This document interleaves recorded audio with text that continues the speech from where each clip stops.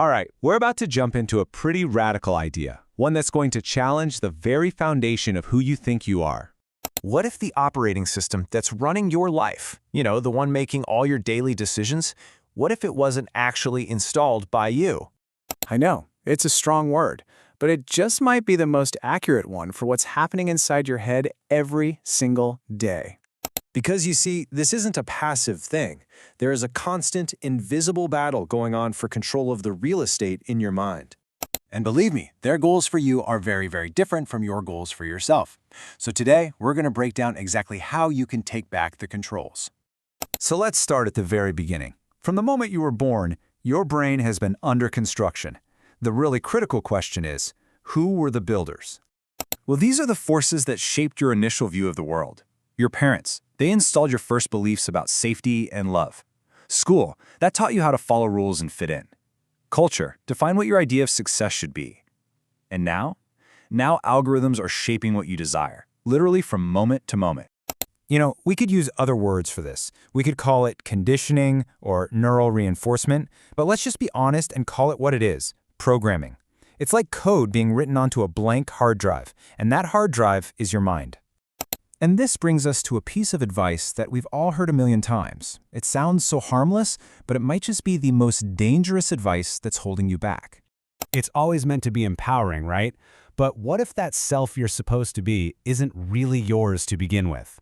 I mean, really think about it. Your attitude towards risk, your definition of what a good life is, your feelings about money, were those conscious choices you made, or are they just echoes from your upbringing?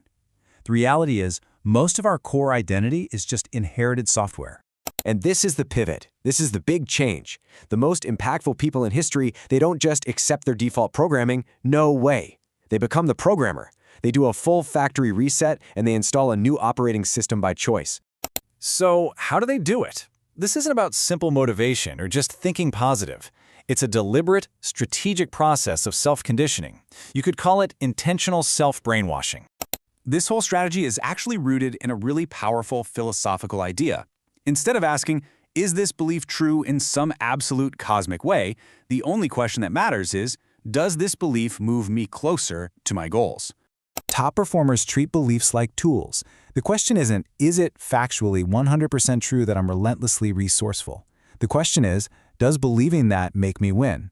If the answer is yes, that becomes their operational truth. It's a tool, not a dogma.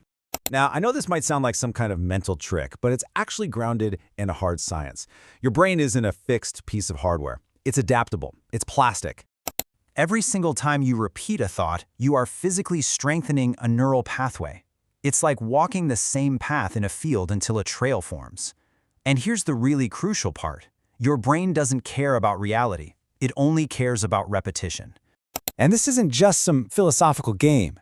In today's economy, this choice has massive consequences for your finances, your career, and your freedom.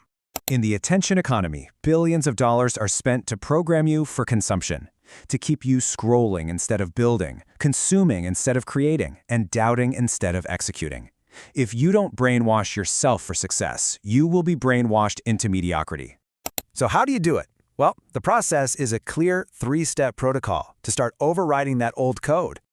Step 1. Control your inputs. It's simple. You cannot build a new operating system from junk files. For just 10 minutes a day, replace passive entertainment with high-level ideas that actually align with the person you want to become. Okay, this next one might feel a little awkward, but that's actually a sign it's working. Speak your new beliefs out loud. It creates this powerful feedback loop. You're using a different part of your brain, and the act itself is a disruption of your old, silent, internal monologue. Now, this is the most critical step. Your brain is skeptical of words alone, but it absolutely trusts evidence. If your new identity is, I am a disciplined creator, then writing just one paragraph is undeniable proof. Small actions build an evidence locker that solidifies the new belief. And that really says it all, doesn't it? Your default settings will always determine your outcomes when you're under pressure. Willpower fails, but your programming, that runs automatically. Ultimately, it all comes down to this. The chair in front of your mind's keyboard is empty right now. If you don't sit down and start typing your own code, someone else will.